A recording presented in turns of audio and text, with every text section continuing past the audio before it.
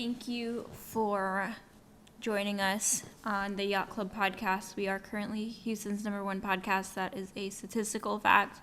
And we will always be Houston's #1 podcast. Podcast. What is that? You said we are currently, but we always will be. Where did the F come from? Podcast. Podcast. I don't know where that came from. Okay.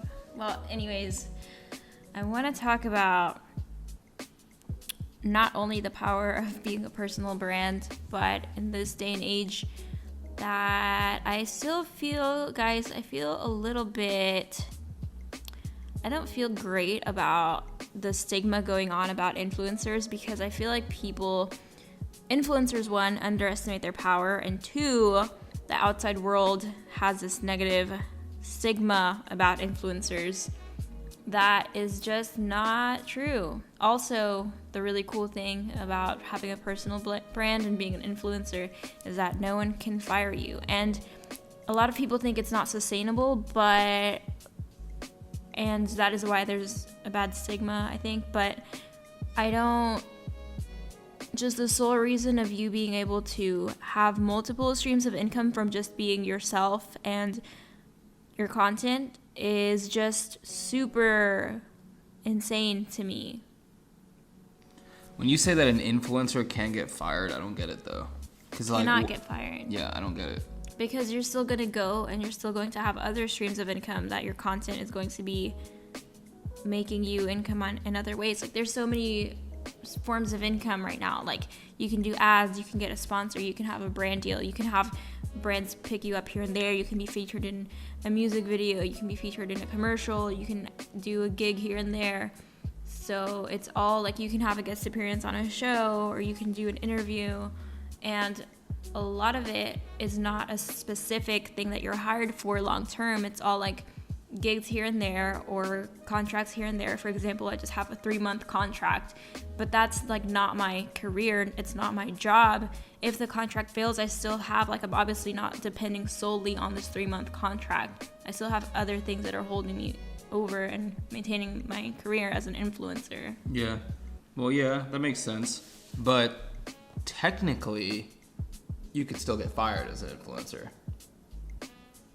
Right? Because if a brand, let's say I want to hire DeSanti to represent my Adidas beanie brand for a 3-month contract, and then in the first month, let's say you do something that upsets us, and then we drop you from the contract.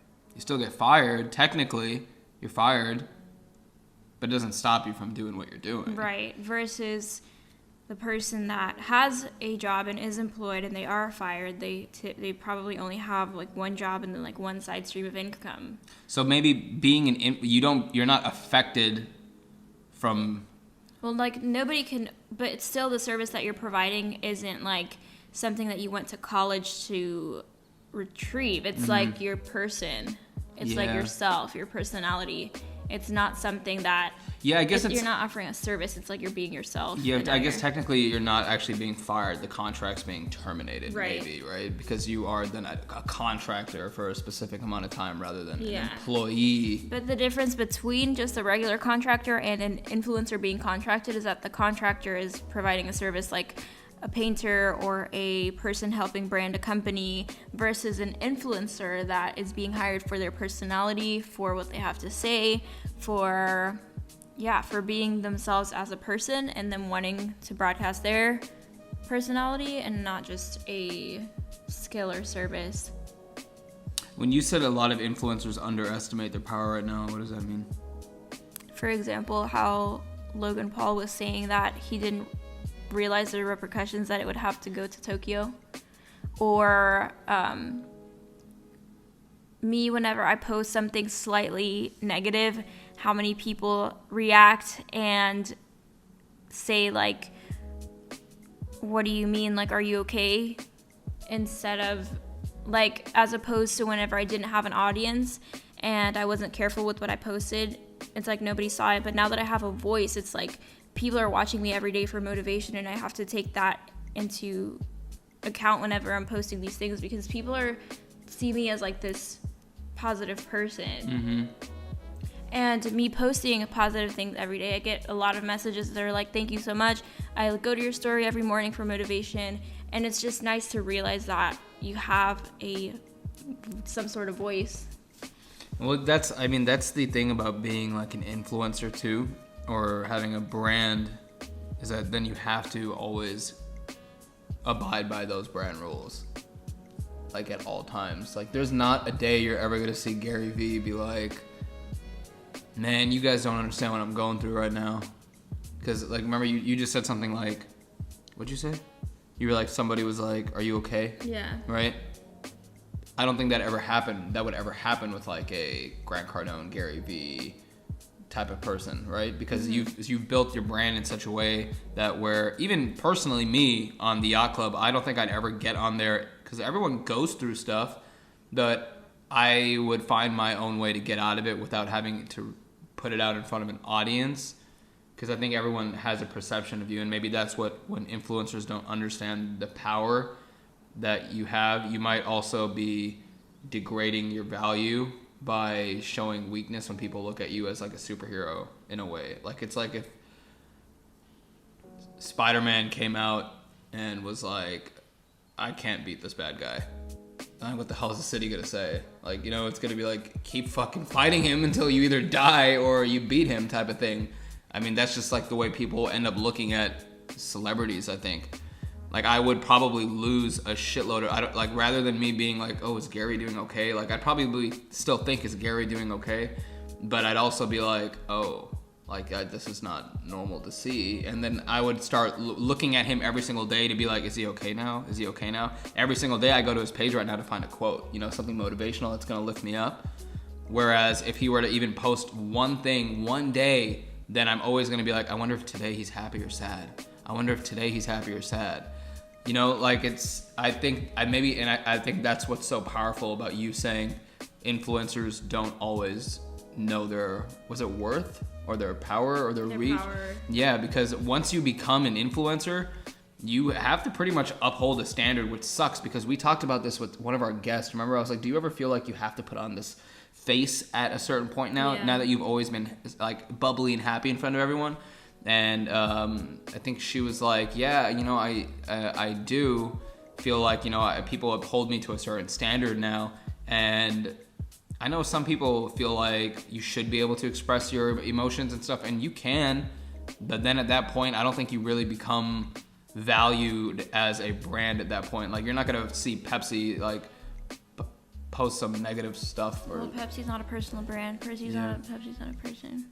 Can you think of an example of someone? I'm very genuine with my followers. I honestly am. And whenever I post stuff about how I'm feeling and my emotions, it's always something that encourages healing, and a lot of people relate to it. And a lot of people don't look at me for pity, but they look at me as more motivation. Like, they know it's going to get better, and they know that you're here now and you were there before, and this is how you deal with it, and this is how you cope. And I give little tips here and there, and that's how they relate to it. So not everyone exposes their emotional side as oh, I'm sad and pity for me, right? Because I express it a very different way, and I think that's okay. I'm very vulnerable with my followers too. I tweet a lot about my emotions, and I don't see it degrading me because I still am very emotionally resilient, and I can hold, I have a really high tolerance for stress.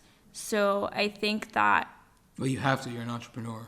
Yeah, but I think a lot of people, they don't...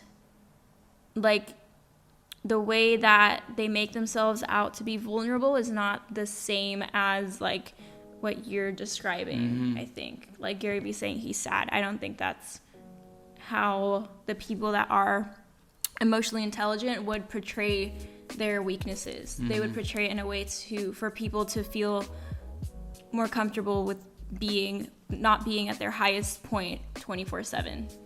More comfortable with receiving the information, I guess, the way they word it too, right? The way you structure your format. Yeah. Okay. Makes sense. Yeah, I mean, everyone has, and that's part of your brand, like you said, right? And I guess that'd be, I guess whoever is like that, because I can think about, and now that I think about it too, there are obviously a lot of people that will post things that show highs and lows, and we've talked about it many times how a lot of people don't like to show the lows. And I personally have not, I don't have anything against it. I was just giving my opinion on it, what I think. But I'm one of the people where like I don't, for some reason, maybe it's not a good thing. Like, I have a lot of troubles with expressing emotions or stressful situations. I really hold it in until I figure out a solution, because a solution always ends up coming.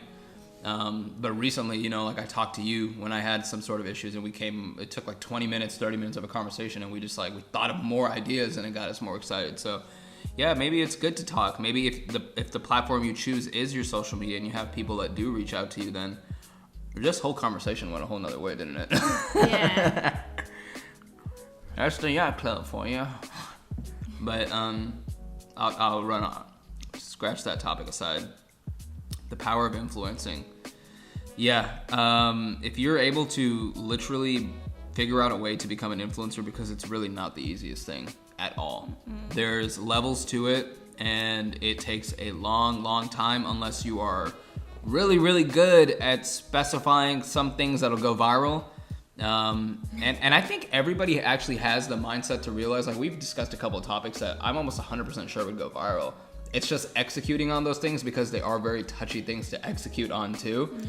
And then it's like, okay, who are the people to position in the right way, and then how do we do it in the right way, and are there going to be repercussions for it too? Yeah, there most likely will be, and then it's like, are you ready to deal with them? And then are you ready to be known for something that probably doesn't define you? Yeah, and so, and it's like what Logan said, like look at it now, like look at where he is now, right? Like I really have a lot of respect for the guy. I like him a lot. I follow him. I listen to his podcast every day, and but look at all the stuff he had to go through for me to become a fan, right? I just became a fan last year. Yeah. But he did the Venice thing he talked about. He did the Tokyo thing. He did the throwing Pokeballs at people in Japan thing. Like so many things he had to do to even get to a forefront to where someone like me, a 28-year-old guy from Houston, doing totally different shit than what he was doing at the time, became a fan of him. So it's like to become an influencer and have that sort of power and get to a point in life, you have to be able to deal with stress. You have to deal with a lot of, I'd say, resentment too, a lot of hate. A lot of love is going to come with it too, but eventually you get to a point, but you have to be able to like take it all. Yeah. You have to be willing to take everything that comes with it. Being an influencer, being a celebrity, being famous, getting clout comes with everything. And if you can't handle everything, then there's a reason why you probably haven't executed on it either. And I think even me saying this out loud, it's like maybe we're not at the point to where we think we can handle everything yet, even though we're like so close to it or we really want to do it. So it's kind of interesting to talk about it, because like when we look at the people, we always talk about blueprints being out there. And I think everybody who's like in the YouTube scene, at least, who's a really good influencer, has done some crazy shit to even get to the platform they're on right now. So, you gotta do some crazy ass stuff if you want to be an influencer. But if you become an influencer, it doesn't necessarily have to be like stupid stuff. You could think of something creative in a positive way too. But if you become an influencer, like DeSanti said, you pretty much hold like the leverage in almost every situation. It's like what Russell Brand said to Logan Paul. He is the network at that point. There's nobody stopping him from talking to the audience. At this point, if he wants you to talk to the audience, you have to go through him. Like he is now ABC Network in a way, to where like he controls what goes out to his audience. And if you want to put something out to his audience, you got to either go through a paywall, or you got to be friends with him, or you got to collaborate with him to where he's leveraging something off of you as well too. So being that powerful is like, I can't even imagine. That's just great. All right, thanks for joining us at the Yacht Club. The audio cut off, obviously, you just heard us say that. We're the #1 podcast in Houston currently, and we'll always be the #1 podcast in Houston. I say that because I'm very confident in our abilities, and we're going to do some stupid shit soon and become influencers. Thank you very much for joining us. Bye.